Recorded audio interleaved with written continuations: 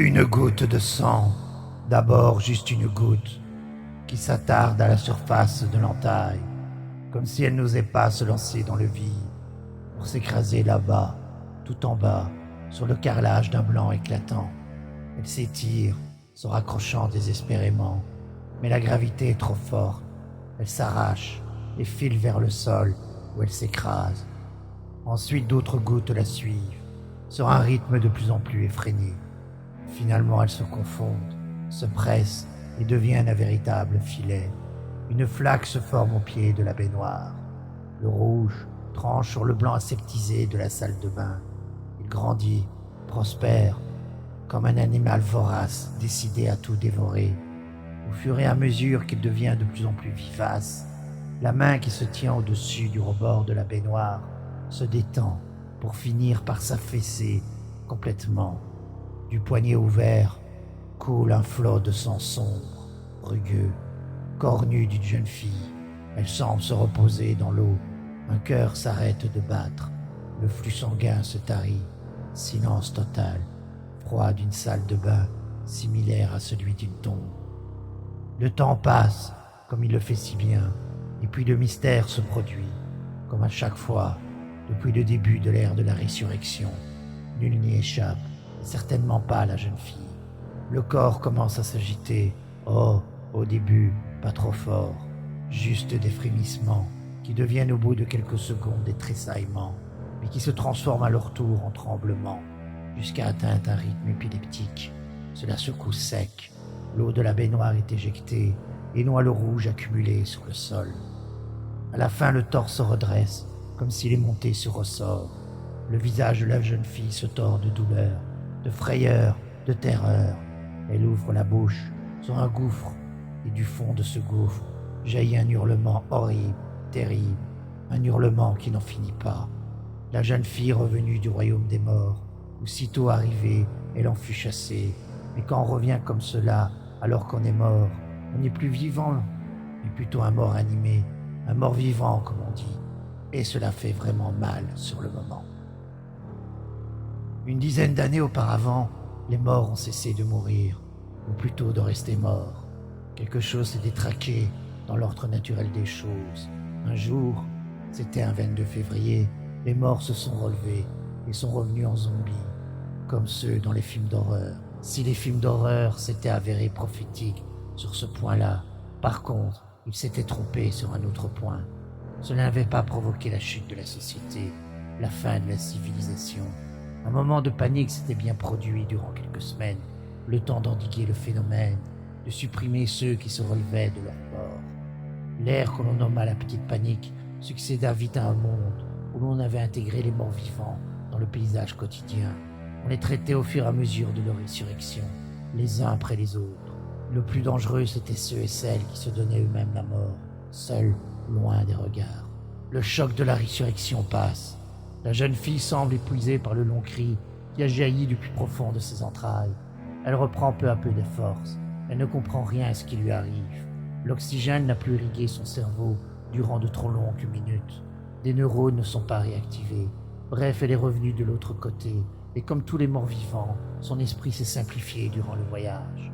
Une bonne partie des souvenirs de son ancienne vie se sont envolés définitivement. Elle ne sait plus qui elle est, ni où elle se trouve. Elle sait juste qu'elle est là, et bien là, quelque part dans un environnement qu'elle ne comprend pas réellement. Elle gît dans une flaque d'eau contenue dans une grande boîte creuse. Baignoire. Le mot flotte un instant dans sa conscience avant de disparaître totalement. Elle a mal aux yeux. Tout est blanc, pur, lumineux autour d'elle. Elle gémit, n'aime pas cela. Avec des mouvements gauches, elle s'extrait de la boîte. L'eau ruisselle sur son corps ferme, aux muscles rigides à moitié morts, ou plutôt à la fois morts et vivants. On entend les craquements de ses membres. Cela résonne dans la tombe froide qui a abrité si peu de temps un cadavre. Cela ressemble au bruit produit par des branches d'arbres morts que l'on brise. Elle grimace. Le fait de bouger provoque des douleurs en elle. Son corps croit qu'elle est morte et donc proteste contre cette violence qu'on lui fait. Bouger alors qu'il devrait simplement se laisser aller à la décomposition du repos éternel, cela lui est insupportable. Il accepte quand même d'exécuter les ordres venus d'un esprit à moitié effacé. Après tout, il n'est qu'une mécanique et rien d'autre. Mais la mécanique, pour l'instant, est un tantinet rouillé. Malgré tout, elle parvient à poser les pieds sur le sol et à se tenir debout au milieu de la petite pièce blanche, si blanche, trop blanche. Avec des craquements horribles, elle tourne la tête et sursaute. Quelqu'un la regarde. Une jeune fille au teint livide, nue, aux yeux exorbités, à la bouche légèrement entrouverte, se tient devant elle. La morte vivante recule, apeurée par cette présence. Sensation de danger. Ses jambes se cognent contre le rebord de la boîte d'où elle s'est extirpée si difficilement. Elle manque de tomber. Elle lutte avec une série de craquements pour garder l'équilibre. Bras qui partent dans tous les sens, buste qui s'incline à gauche et à droite, comme si elle n'était qu'un pantin dont on vient de couper les fils et qui cherche désespérément à se maintenir debout. Et par miracle, elle y parvient. L'affreuse sensation de chute imminente disparaît. Ses pieds soutiennent de nouveau un corps qui ne veut plus jouer la tangente. Elle se sent soulagée, puis elle se souvient de la jeune fille, celle qui vient de l'effrayer. Elle relève les yeux. La jeune fille est toujours là.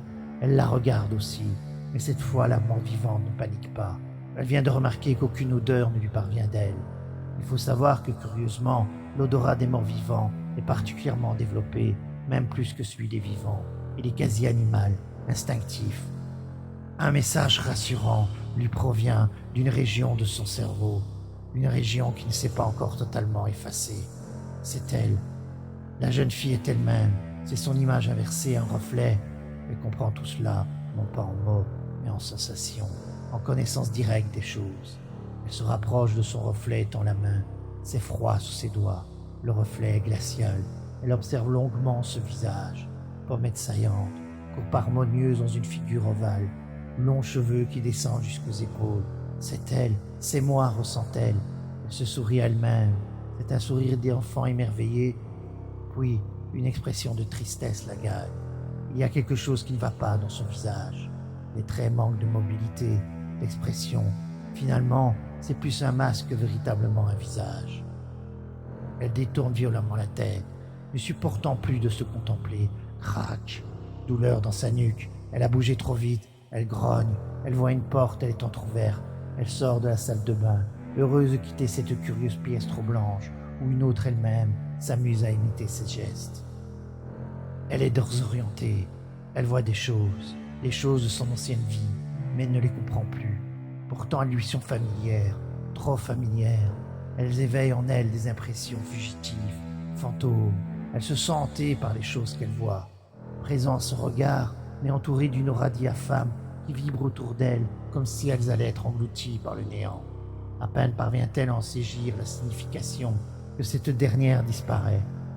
Un lit aux couvertures bleues où elle a dû dormir. Un lit. Qu'est-ce qu'un lit? Un vélo d'appartement sur lequel elle a passé des heures dans l'espoir de perdre des calories. Un vélo, des calories, une télévision encastrée dans une bibliothèque et elle ne sait plus.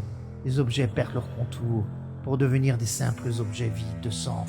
Son ancienne vie reflue en elle comme une vague qui découvre un rivage vide de toute trace, de tout sens. Ce rivage lisse devient sa nouvelle conscience.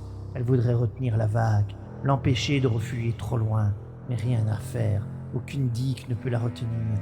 Avant que les dernières images porteuses de sens, d'émotion, de familiarité par rapport à ce qui l'entoure, ne désertent totalement son esprit, elle voit une dernière chose, une image sublime, une image pourtant étrangère avec les objets de sa chambre. Dans cette vision, un être la regarde. Des ailes sont déployées dans son dos. La créature émet une étrange lueur obscure. La créature la surplombe. Elle observe de son regard aveugle. Ses yeux sont crevés et du sang coule le long de ses joues. Puis, l'image disparaît totalement.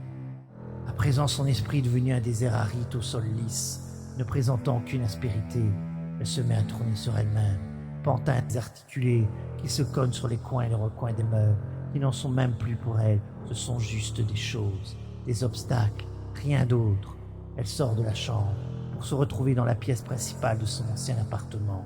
Ici aussi, ce qu'elle voit ne possède plus aucun sens. Elle se cogne de nouveau, là, à un fauteuil, ici, à une table, et plus loin, à un bureau.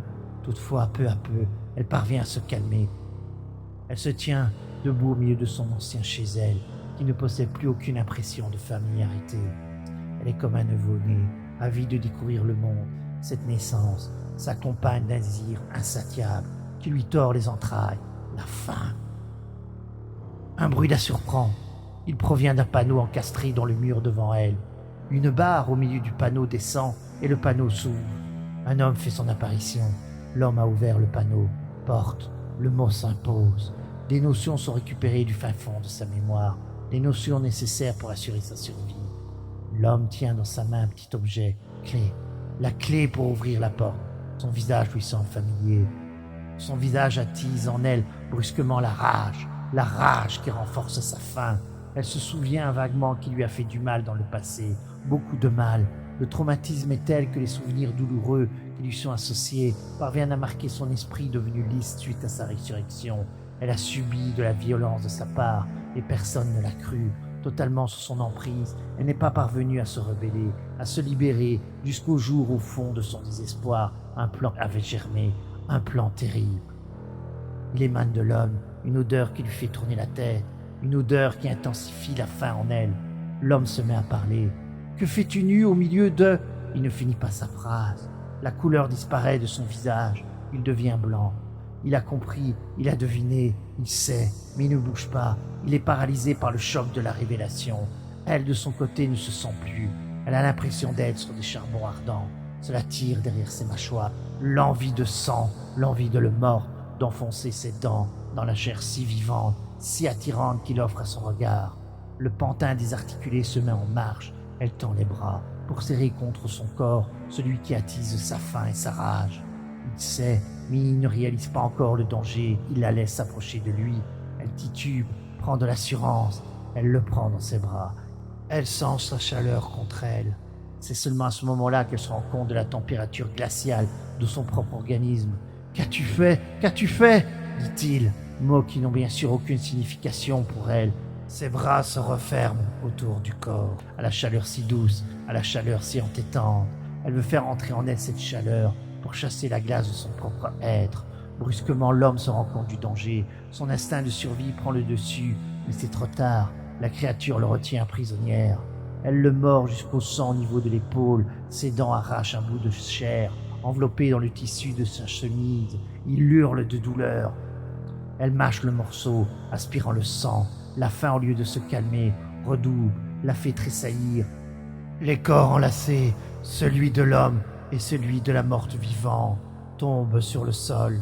La tête de l'homme cogne violemment le parquet. Les mains de la morte vivante déchirent sa gorge. Elle presse son corps nu contre celui de sa victime, comme si elle voulait se perdre en lui. L'homme essaye de crier à nouveau, mais de sa bouche ne sort qu'un gargouillement de sang immonde. Des soubresauts le secouent, ses pieds, ses jambes collent violemment le sol, mais finissent par s'épuiser au fur et à mesure que la morte vivante se nourrit de lui. La faim s'apaise en elle. Finalement, elle se redresse. Du sang et des débris de chair couvrent son menton et sa poitrine. Elle se lèche les babines comme un félin rompu. Des couleurs envahissent ses joues. Elle sent la chaleur de l'homme irradier en elle. Pour la première fois depuis sa naissance, elle se sent bien, comblée, heureuse. Pourtant, elle sent que la faim n'a pas totalement disparu, qu'elle est prête à revenir dès que la chaleur se sera dissipée. Un cri attire son attention. Il provient du couloir. Elle enjambe le corps et sort de l'appartement. Maintenant que la faim s'est apaisée, ses mouvements sont plus vifs, même si les rouages de son corps restent en partie grippés. Un mort-vivant ne peut jamais espérer faire disparaître la rouille qui s'est formée lors du décès de son corps, mais au moins, ses mouvements ne la font plus souffrir, les craquements ont disparu. Elle tombe presque nez à nez avec une femme.